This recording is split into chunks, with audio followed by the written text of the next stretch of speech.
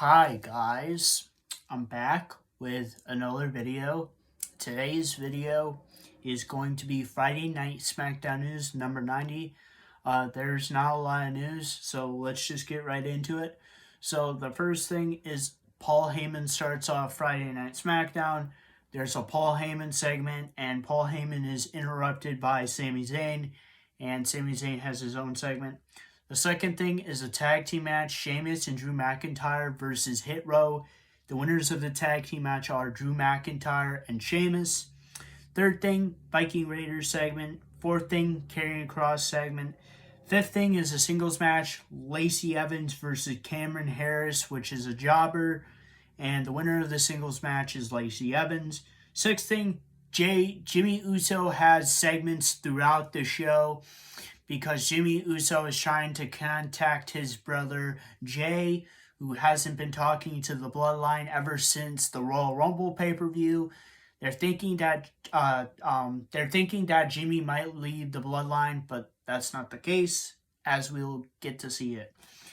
Seventh thing, Sonya Deville, Anna Pierce segment. Eighth thing is a tag team match for the SmackDown Tag Team Championships, the Usos versus Braun Strowman and Ricochet, the winners of the tag team match, and still SmackDown Tag Team Champions, the Usos. Ninth thing is a Rey Mysterio segment. A 10th thing segment, the Usos segment with Paul Heyman. 11th thing, Natalya segment, interrupted by Shayna Baszler. Shayna Baszler segment. Shayna Baszler and Ronda Rousey attack Natalya. Shotzi tries to help Natalya, but is stopped by Shayna Baszler and Ronda Rousey, and Shayna Baszler and Ronda Rousey take out Shotzi.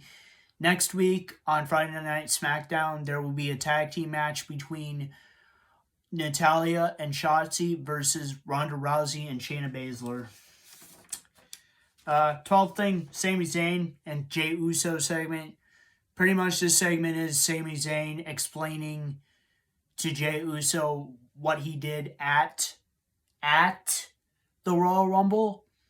And Sami Zayn is like talking to Jey Uso or whatever.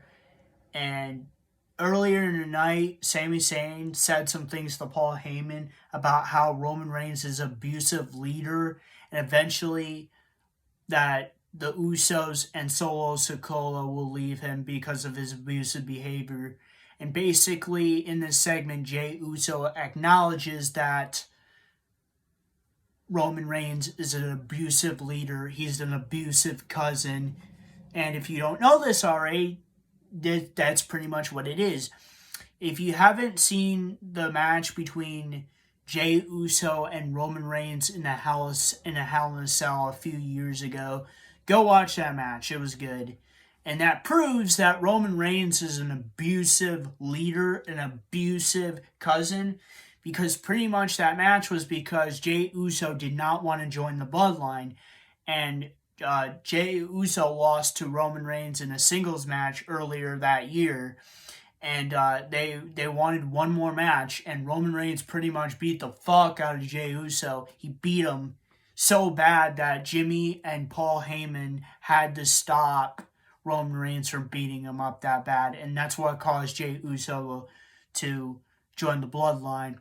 And Sami Zayn basically said that Roman Reigns is an abusive leader, and pretty much Jey Uso acknowledges that Roman Reigns is an abusive leader and an abusive cousin.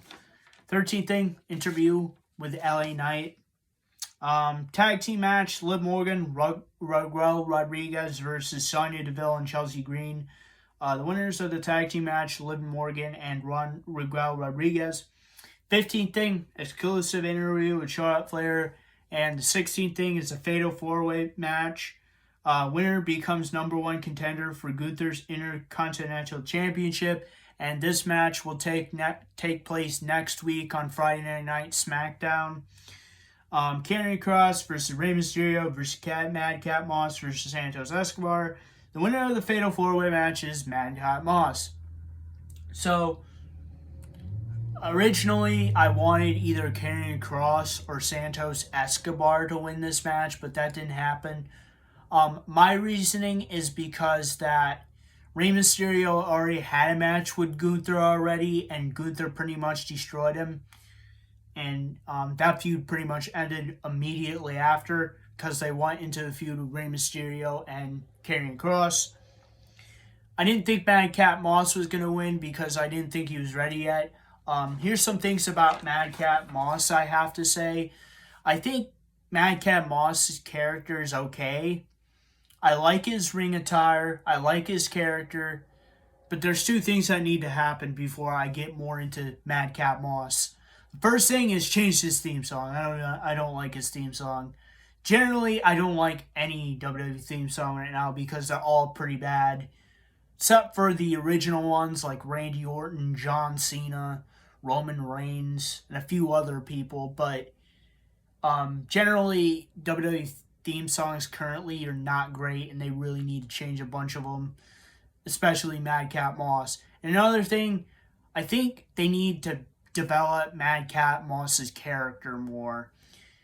See, they have Madcap Moss in this character with Emma, which he's in love with Emma, which really is Emma and Madcap Moss are actually dating in real life. That's why they're paired together on TV, because they're actually dating in real life.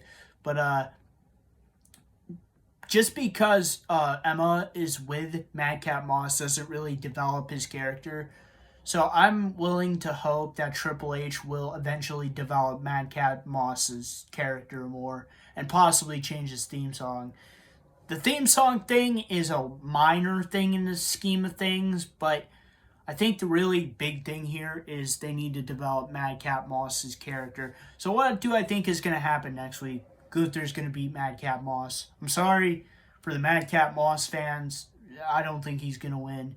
Unless if they played up a big feud with this where it continues for a few months, but I don't think that's going to happen.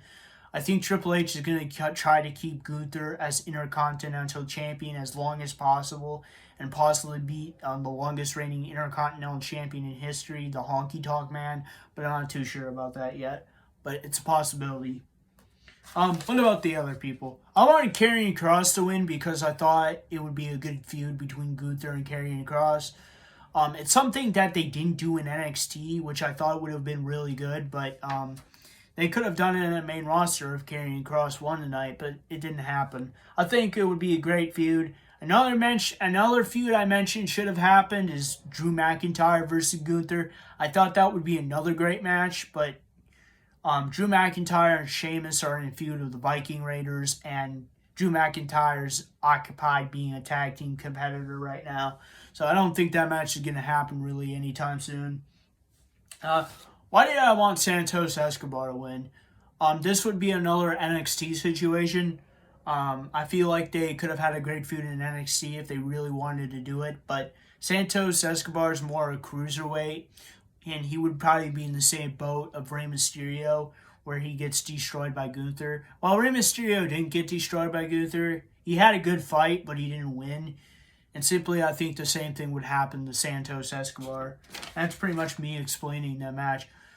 Sorry this video is a little bit longer than it is, but I had to explain a couple things that happened throughout the show because they're kind of important. The Jey Uso and Sami Zayn thing is important to understand for the feud he's going up against with Roman Reigns. The Fatal 4-Way match, I just wanted to kind of explain some things and what I'm thinking about the current product. Anyway, that's Friday Night Smackdown News number 90. And if you guys like this video, please like, subscribe, and comment. And I'll see you guys next time. Peace. Period.